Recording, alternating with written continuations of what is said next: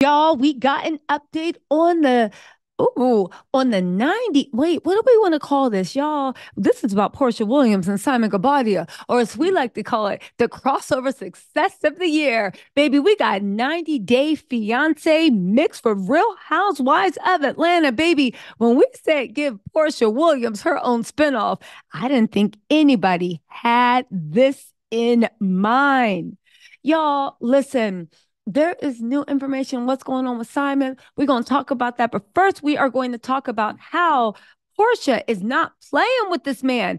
Y'all talk about how do we know these divorce documents are real? Baby, she hired the same divorce attorney that she used with Cordell. That's right. She has officially hired the same divorce attorney that she used with her, Cordell. Baby, first of all, Portia just can't learn. Baby, you walked away with nothing from that Cordell marriage, even though you had a prenup. You sure you want to use that same lawyer? I feel like she could use Tasha K's old lawyer, Olga, and do better. And that's saying something because we all know what Olga does. Y'all, let's get into this mess because you cannot make this up. But can I just address a few things? First of all, why is everybody saying, not everybody, but the people in the back, there's no documents. Where's the receipts? People MF and Mag has the receipts. Radar Online has the receipts. And the lawyer she used for Cordell has just been entered on record. What? This is why scammers are always forever going to scam. All you need is to rent a boat, rent a car, and get an Instagram. And y'all be out there literally fighting in the comments, defending the honor of a man that even the federal government said he's dead wrong. Y'all, what y'all want to talk about? The lawyer Porsha hired? Or do you want to talk about the fact that, listen, people are now saying that this is all true, that Simon ain't broke. No scammer is broke, dummies. We know he's not broke. But see, in regular people, if you a scammer, we do not count your illegal money. You could have 500 million illegally, which oddly enough is what the Nigerian scammer Hush Puppy had.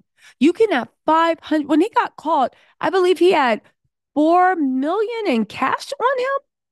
He had 4 million or 40 million in cash on him in his apartment or his house when he got caught. He had scammed $500 million total.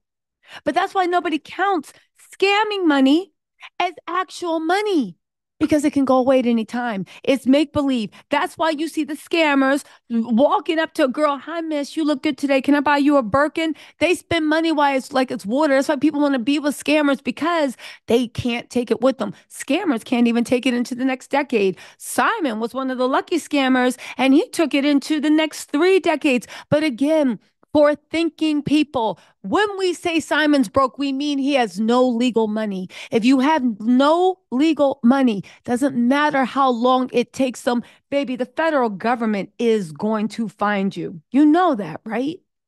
Right? How can people be so easily fooled by a couple IG photo dumps from Dubai? He's a billionaire because he got on a boat in Dubai.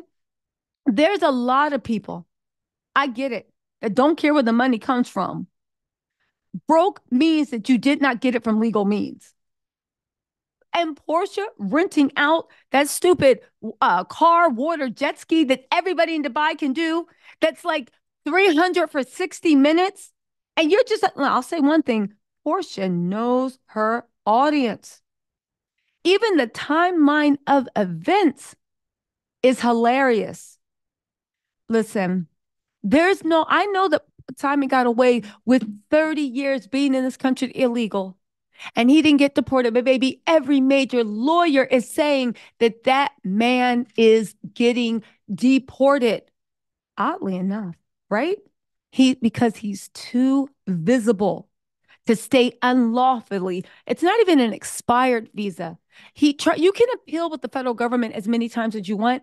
The appeals judge finally struck it down and said, no, you don't have the right. You were entered into this country illegally.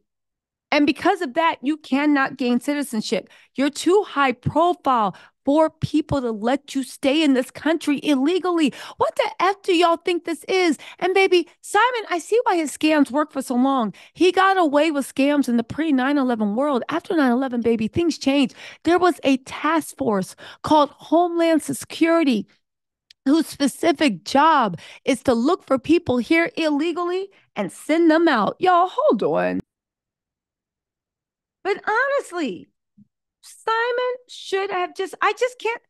Ironically, Simon chasing clout and fame is ultimately what is going to get him what every expert says is deported. And I don't care if y'all like, oh, y'all not immigration lawyers. Google any immigration lawyer and that's talking about Simon. They all say the same thing. Google, just go to immigration lawyers' websites and say, if I'm here fraudulently and they discover I used fraud on my application, what will happen to me? And they will let you know. Listen, Simon could have just stayed on the radar and continued scamming and money laundering, allegedly. I don't know. That's what the streets are saying. In Atlanta, between Atlanta and Costa Rica, Simon literally put himself in the crosshairs of U.S. immigration. They probably weren't even checking on for him until he filed to make his citizenship permanent with a fake name in 2016. And that's how long you know this man's been scamming. Too long. That Simon thought he could pull that scam post 9/11 on the U.S. government. Baby, there's people whose whole job post 9/11 was to find people here under false pretenses. That agricultural visa he came under, the SAL program, they literally, every immigration SAL complains that the SAL program actively tries to jam people up so they can't stay. Like, when will people realize the feds have access to the same IG and the same social media as the rest of us? They are going to make an example out of Simon, best believe. They love nothing more than getting career advancements from high-profile cases. This is the same man that don't fear God that told the U.S. government they couldn't use his application fraudulent application, they couldn't use that as evidence to deny his citizenship because it was confidential. Listen, visa applications are confidential, not to the agency that makes and approves them. Yeah, he's been scamming for too long. And I see why. Look at the dum-dums on Insta and social media and Twitter fighting for their lives to prove he's rich, even though they probably all say I'm a scammer, burner accounts. Like, do people really think that the feds arrest you ASAP? Like, you guys, they're building a case, trying to see exactly what we're all asking. Where does his money come from? Now, and again, do we know for certain whether he's being deported? Well, I don't work for the immigration office. Do we know for certain whether the feds are building a case? Well, baby, I don't work for the feds. Do we know that everybody who's done something like he's done has been either incarcerated or deported? Yes, we do, baby. Again, did y'all see Fallon Shady post? Y'all know she chalked up on Instagram and tagged the post, the United States of America. Again, let me get into this with Porsha and her divorce attorney, because Porsha literally at her big age got scammed on some 90-day fiance stuff. This man proposed to her a month after dating.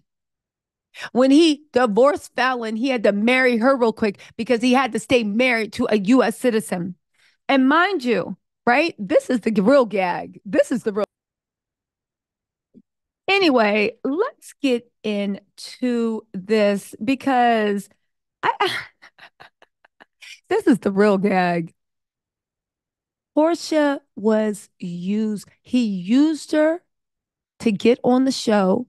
He used her to get that spinoff. He used her to get more fame and notoriety. And he thought he would be able to use her and make sure that he could get more people to invest in him, trading off of Porsha's name, Hosea Williams' name, the Hosea Williams Foundation. Maybe people are saying he even thought that that made him look more legitimate, married to Hosea Williams' granddaughter. But here's the real gag. And this is all I want to say, right? Yeah. Why did Simon marry Porsha? Because, yeah, he had to stay in. But here's the real gag. How much was Simon involved in Portia's businesses? And also, we're waiting for the court documents to actually be made available to the public. It should happen Monday or Tuesday. Remember when all the people that have the court documents, and these are major media outlets, say that the judge says that his marriages were fraudulent? Are they also referring to Portia's marriage? I'm just saying. I'm just saying. I'm just saying. All right, let's get into this about Porsha and Cordell and all this other stuff. They said Porsha hired powerhouse attorney to take on Simon Gabodian divorce, the same one she used in Cordell's. She said they hired a powerful attorney to take on her estranged husband, Simon Gabodia. According to court records, Randall Kessler is representing Porsha. The attorney previously worked with the Bravo star in her 2013 divorce from ex-NFL star Cordell Stewart. Randall is a big-name attorney in Atlanta. Aside from Porsha, he's worked with Nene in her divorce, Christina Milian in her custody battle against a dream, and Mike Epps in a paternity lawsuit. In addition, Randall made headlines for representing Jeannie in her divorce from Jeezy. As we first reported earlier today, Porsha filed for divorce against Simon after 15 months of marriage. In her petition obtained by Radar Online, Porsha claimed the marriage was irreparably broken and there were no prospects for reconciliation. Let me find out Porsha married Simon to get him a green card. The split comes after rumors swirled that Simon had recently been denied his application for U.S. citizenship due to a criminal past. It's not rumors. The federal judge actually said that's why. A source close to the reality star told People the divorce was unrelated to recent allegations involving Simon's past, said it was an ongoing matter. Baby, get this. Simon and Porsha wed in November 2022 in Nigeria. They had a second wedding in Atlanta. Y'all, so Simon and Porsha got married in Nigeria. Yo, this was some immigration stuff. I'm gonna have to go live and talk about this later. They wed in Nigeria and then came to America quietly and then came to America and had the ceremony. Ooh, baby, let me go. Something tells me Porsha knew more about Simon's comings and goings than she leads us to believe. Because, baby, anytime you get married in somebody's, I watch 98 Day Fiance just like the rest of y'all. Anytime you get married in somebody's home country and then America, yeah, you doing that for immigration. Let me just say this before I leave, right? I don't know about Randall, but then again, it could just Randall, that's a lawyer, can only do what what is it? The source that he has, right? The source material. Cordell filed for divorce in March 2016. Porsha claims she was blindsided by the decision. In his petition, he claimed the marriage was irreparably broken. Per the divorce settlement, Cordell did not have to pay Porsha alimony or any one-time lump sum payment. Porsha got to keep her Mercedes and the engagement ring. Cordell got to keep all homes and the car collection. The agreement was shocking given the two did not have a prenup in place. Let's not forget that people said that happened because Cordell found out Porsha was cheating. But I don't know if that's true. That's just what the streets are saying. They're saying Porsha's divorce from Simon comes weeks after she just spent the last year pretending that she was Beyonce drunk in love. And can I just say this before I go? Because I feel y'all need to stop. I don't know. The people that watch reality TV, and I put myself at, baby, we are losing the plot. You really think that somebody would blow up their whole lives, sue the U.S. government, right? File for divorce, publicly humiliate themselves, and do all that mess and get the feds watching them all for a storyline? Y'all are losing the plot. Y'all losing the plot. Listen, anyway, y'all, let me know what y'all think in the comments. I'll talk to y'all later. Bye.